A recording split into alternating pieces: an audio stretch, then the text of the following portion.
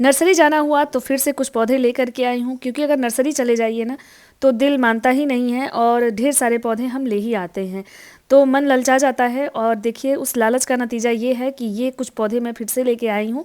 वैसे दिसंबर लास्ट तक मुझे ढेर सारे फूलों के पौधे अभी लगाने थे। वैसे ये सारे पौधे ही मैंने एक एक करके लगाए हुए हैं, और भी शॉपिंग मैंने पहले बहुत सारी की है जो आपके साथ शेयर किया है। तो चलिए पहले वन बाय वन करके देख लीजिए कौन कौन से पौधे लाए हैं।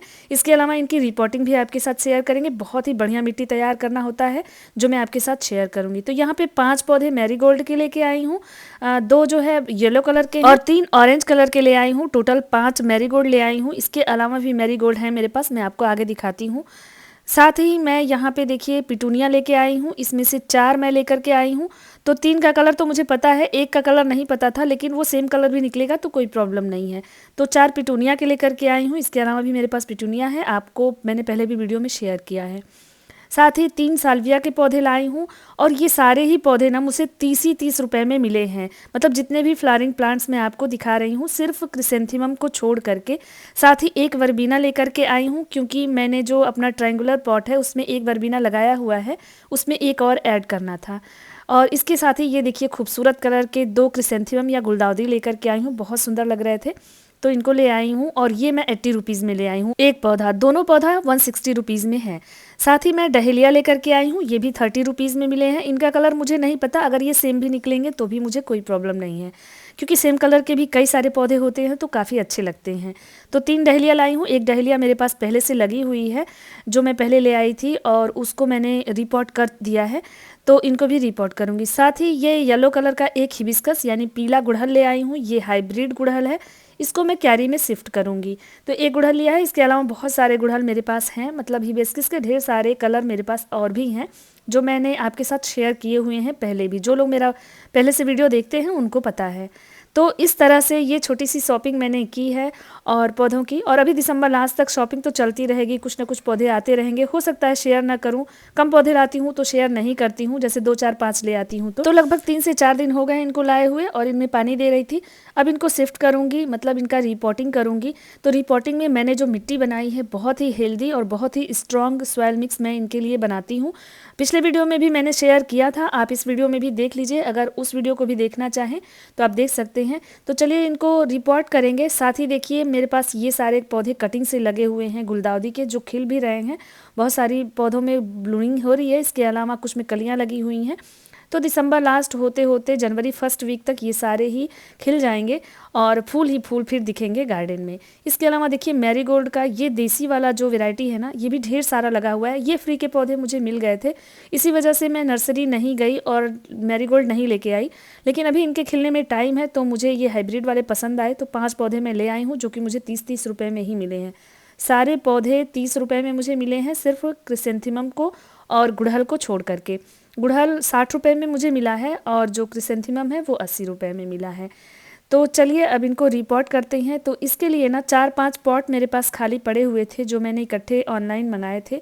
ये 10 इंच के पॉट हैं, तो इनको अभी जो है मैं मिट्टी से भर देती हूँ। बाकी कुछ पॉट में ना मेरे कुछ बीज से लगे हुए पौधे थे जो मैं आगे आपको दिखाऊंगी। तो चलिए पहले सॉइल मिक्स बना लेते हैं।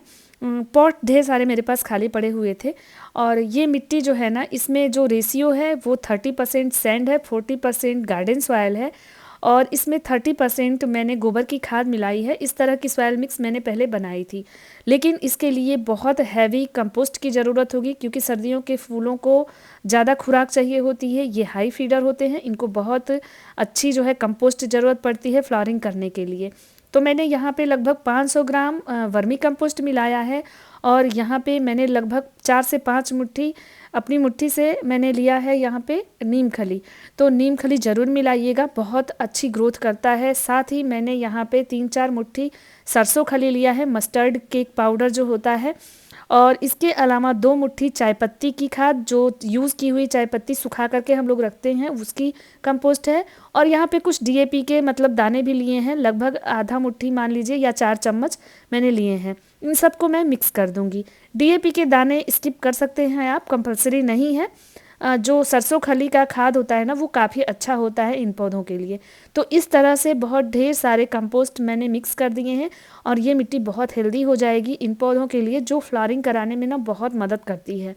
तो इस तरह से आप सॉयल मिक्स बना लीजिए। इसके बाद जो है गमलों में होल ज़रूर होना चाहिए। जो लोग बिगनर्स हैं ना, उनके लिए ये सारी डिटेल बताना ज़रूरी होता है। हालांकि पिछले वीडियो में भी हम लोग शेयर किए हुए रहते हैं, लेकिन हर वीडियो सब लोग नहीं देख पाते हैं, इसलिए बताना पड़ता है। गमलों में होल ज़रूर होना चाहिए। उसको इस तरह से ठिकरी से ढक दीजिए। इसके बाद मैंने लगभग हाफ से थोड़ा सा 1-2 इंच ऊपर तक मिट्टी फिल की है, बाकी हिस्सा खाली रखा है। पौधों को लगाने के बाद फिर से इसमें मिट्टी हम डालेंगे। तो सारे गमलों को भर लिया है। यहाँ पे 5 जो पॉट थे वो खाली पड़े हुए थे, तो इनमें मैंने मिट्टी बना करके भर लिया है। इसी तरह की मिट्टी मैंने अपने सारे ही गमलों में भरा है। तो चलिए अब इसको रिपॉट कर लेते हैं। रिपॉट करते समय इस तरह से ध्यान दीजिए, अगर इस तरह से पॉट में लगे हुए पौधे आए हैं तो इनको हमें कैसे निकालना है। ये 5 इंच के पॉट में लगे हुए हैं, वैसे इनको रिपोर्ट करने की बहुत ज़रूरत नहीं है, लेकिन मैं इनको 5 से 10 इंच में शिफ्ट करूँगी ताकि ये अच्छे से इसमें चलें, और अगर ये बच गए तो नेक्स्ट ईयर भी मैं इनको बचा लूँगी।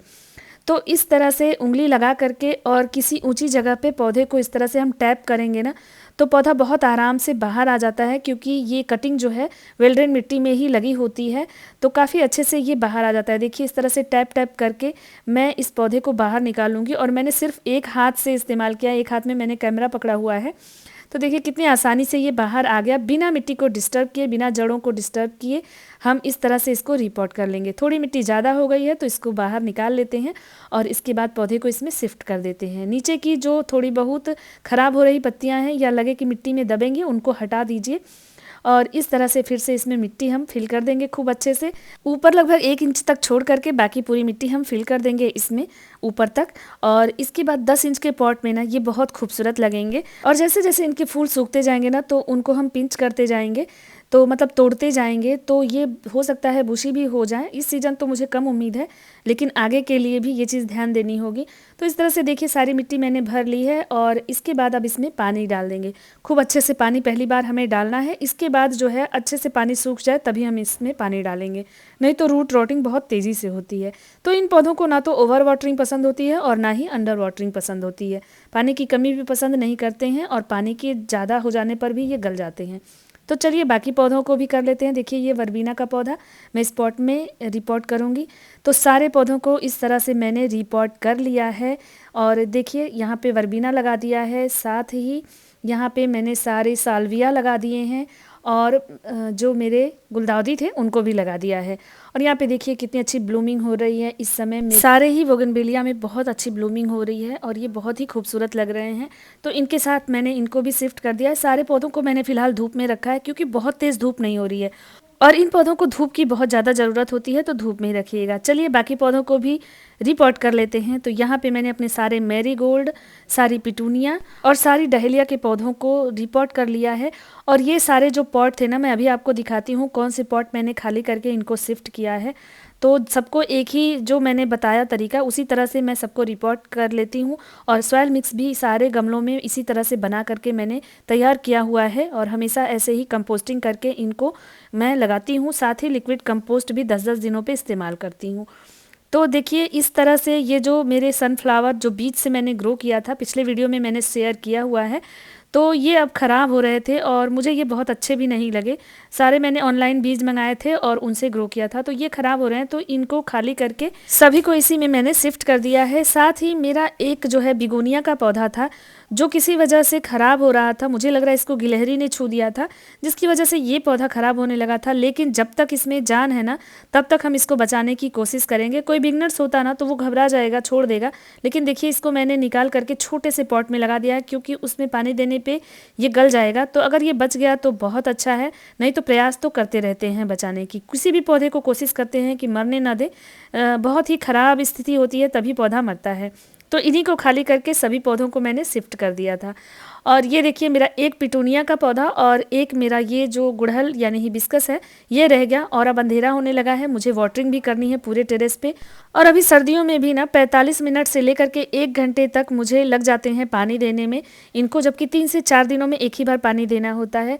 तो इस तरह से सारे पौधों को रिपोर्ट कर दिया है। अब इनको अरेंज करना है, थोड़ा सा क्लीनिंग करवानी है टेरेस की, और इसके बाद सबको जगह पे लगाऊंगी, तो फिर वो वीडियो भी आपके साथ शेयर करूंगी। होप ये वीडियो अच्छा लगा होगा। तो वीडियो को लाइक ज़रूर कर दीजिएगा, जिससे हमें प्रोत्साहन मिलता है और इस तरह की वीडियो शेयर करने का मन करता है। साथ ही चैनल पे नए हैं तो इसको सब्सक्राइब ज़रूर कर लीजिएगा, क्योंकि इसी तरह के गार्डनिंग टिप्स और व्लॉग लेकर के हम आते रहते हैं। और अपने दोस्तों में भी शेयर ज़रूर करिएगा जिनको गार्डनिंग पसंद है, ताकि उनको भी इस तरह के जो है टिप्स और ट्रिक्स मिलते रहें। तो फिर एक नए इन्फॉर्मेशन के साथ जल्द ही मिलते हैं, तब तक के लिए थैंक यू, बाय बाय, फिर मिलते हैं।